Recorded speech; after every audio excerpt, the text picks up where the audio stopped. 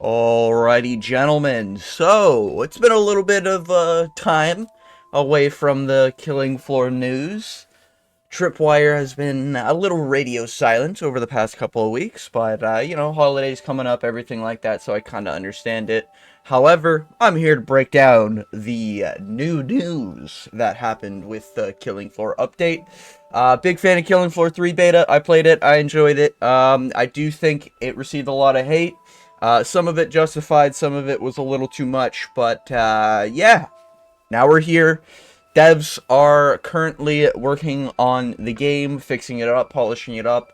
No release date has been announced yet, sadly. I really hope we get a release date soon, as we're getting later in the year, and I'm a little worried that the game goes through developmental hell, where the game just never releases, and we get all these updates and all these fixes and everything, and nothing really of importance happens in terms of launch date. So, really hope they fix this and they go ahead and give the community a launch date, but I understand they got a lot to work through. They're probably working on a lot. However, they have updated us on what the current build of the game is looking like. So I'm going to quickly go through the post that they made on their Discord. If you're wondering where I get all the information, it's all through their Discord. You can go to the Killing Floor 3 website, and they'll have the link to the Discord there. You can join it, become a community member, and enjoy the perks of chatting with other Killing Floor like-minded individuals. Now, with that being said, let's get into the post here. So, we have Killing Floor 3 community update, Zed combat enhancements, and hi everyone. Zed combat behaviors, animations, hit reactions, and more have been tuned up as Tripwire team continues polishing the game. Players will notice smoother animation transition, new mocapped attacks, which I feel like is one of the most requested things to be in the game out of all the criticism that's valid, plus the return of the fan favorite Killing Floor 2 attacks. Zeds are also now flinching, stumbling, and entering a headless wander state where they may just cause more damage if not put down for good.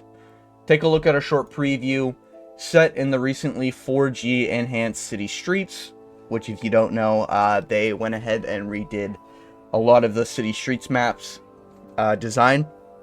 Added a lot more grit, added a lot more gore, added a lot more Killing Floor vibes, I guess. And I've done a video breakdown. If you want to hit that subscribe button and hit that notification bell, get updates whenever Killing Floor does do updates, as I am a fan of this game and I will be uploading videos.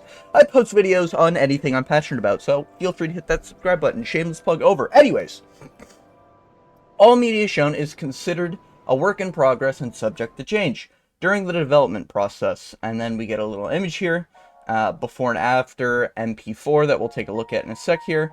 Other things you may have noticed in the preview include enhanced weapon animations, including more I'm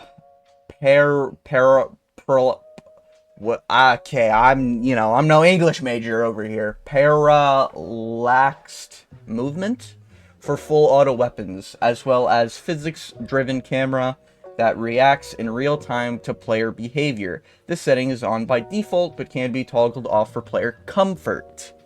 Let us know what else you've spotted, and stay tuned as the team is continuing to work towards major improvements, and will be sharing more in the days ahead.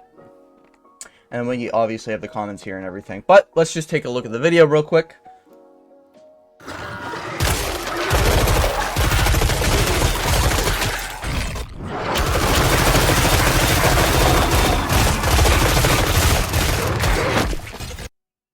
So, I think it's pretty well done, personally. However, you would not be the first one to kind of be questioning what really happened.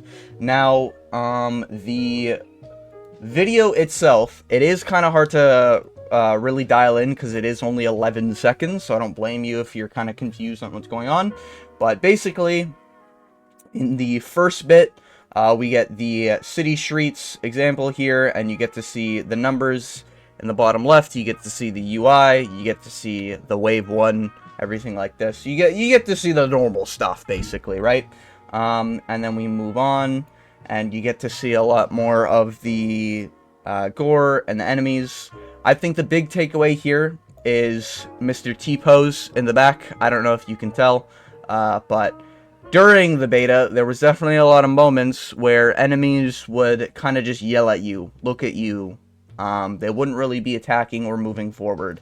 And you could see, over the course of that duration, Mr. T-Pose Man, he's still T-Posing now! The beta definitely had a lot of issues, don't get me wrong. But yeah, the cysts are doing cyst things, running at you. W enemy design, by the way. Just wanted to get that home because I actually love the way that these enemies are designed. However, in the trailer, you kill a bunch of Zeds, and this is the before image, and then we get the after image, where we get to see a little bit more cleaner HUD in the background there. I've actually, hold on here, boys. Let me just move this so it's a little more clear. Whoa, look at that! Editing me. Anyways, yeah, look at that. Sick editing skills by me. Yeah, you get to see a little bit more cleaner in the bottom left. Love this. I want the numbers to be a little bit more skinnier. Maybe that's just me. This was my feedback, alright? I want the numbers to be a little bit more skinnier than what they appear to be here. I don't know if that's just me, but I like skinny numbers. Maybe it's, you know, I don't know. It's just, the Killing Floor 2 numbers are really, really nice, even though they kind of look like the default numbers. You know, they look good. I don't know. Maybe it's nostalgia, even though I haven't played the game a lot. Killing Floor 2, that is. But maybe it's just me personally. However, I think we can all agree, bottom left looks way cleaner than before. You know, we take a look at this bottom left. Ugh, brother, ugh. Disgusting, right? And then we look at the after.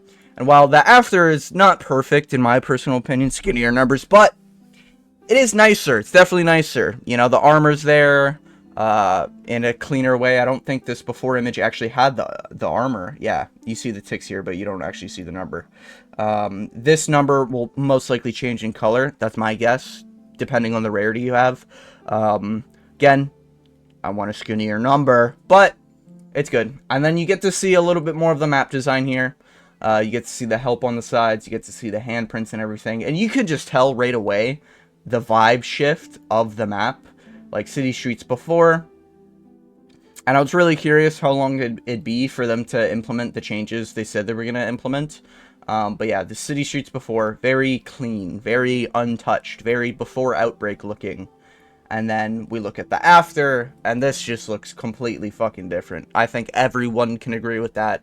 I think unanimously it's a big W that they're doing this to the maps.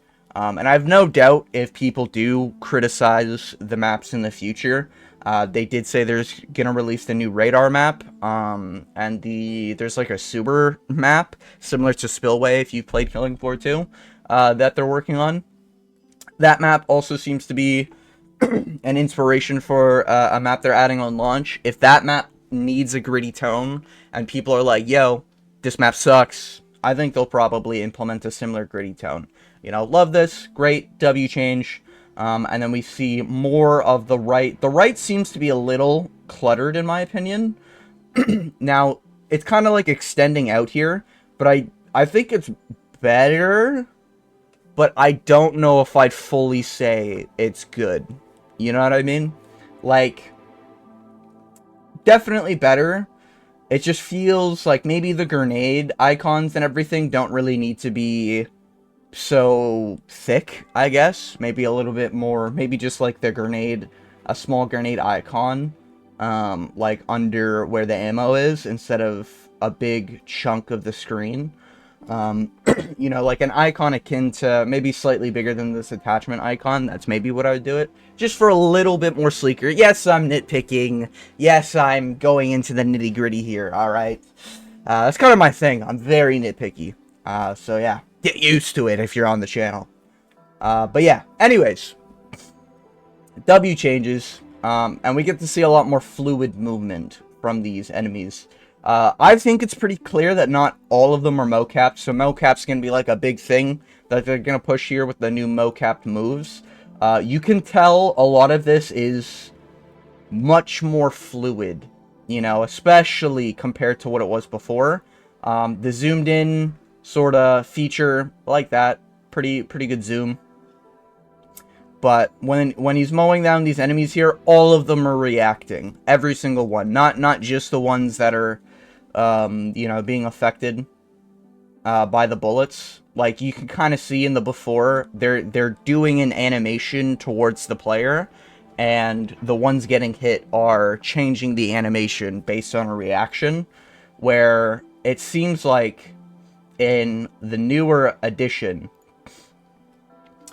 like, the moment an enemy is at all affected by a bullet, they instantly trigger, like, a reaction, which is very nice to see, you know? And you have some of them, they could have maybe touched a reaction towards, like, a corpse near them, and maybe that's how they're a little bit more fluid. But regardless, I do think they're much more fluid, and we don't have T-Pose Man like we had before. Mr. T-Pose in the back just staring the player down. You know, seems like everything's much more fluid. I think these are W changes. I'm really happy for Tripwire doing this, because I think we all agree we don't want Payday 3. We don't want what's kind of going on with Marathon. No offense to Marathon, even though Marathon could do well. We all want Killing Floor 3. Nobody here, I think, wants Killing Floor 2.5, or Killing Floor 2, yeah, Killing Floor 2.5. We all want Killing Floor 3. And while some people will probably not agree with the direction of this game, I think this is the, I think these are positives based on the direction they're going, you know? I think it's way too late in the cycle to ask them to change their direction and go back to Killing Floor 2.5 sort of style. So I'm excited to see what they do with Killing Floor 3. I'm excited to see where they go with this. Some people will probably still complain about, like, the Z time bar. I think you should maybe be able to toggle this on and off. I think that'd be a good, like, sort of band-aid fix, I guess. Because some people like the randomized Z time, and you can even see here, it's even touched up a little bit. Some people like the randomized Z time. I personally don't, because multiplayer is definitely a lot worse, in my opinion, when you have randomized Z time. You see an ammo pack, you start running for it, you get in slow-mo for 15 seconds because you have a commando on your team, and then the moment you get away from that slow-mo, you're halfway to the ammo pack, and slow-mo starts again because of that commando on your team. So, I'm not a huge fan of randomized Z time. That's one thing I'd say I dislike from Killing Floor 2 to 3, based on the beta I've played and based on my playtime in Killing Floor 2. But yeah, that's a whole other video that I've done. I've made a critique of my Killing Floor 2 experience, or Killing Floor 3 experience, I should say, in the beta. So if you want to check out that video, it's on my channel. Go ahead, check that out. But yeah, with all that being said, I want to thank you for making it all the way to the end of this video. I've broken down all the new information we've gotten, and I hope I've been clear in my stance on the game. I'm excited for it. I want to see what they cook. This year's stacked for games, and Killing Floor 3 is probably going to add to that stack, and if they don't, hey, we got a bunch of other games to play, boys. But, with all that being said, thank you for watching and making it all the way to the end of this video, and as always, I hope you have a good day.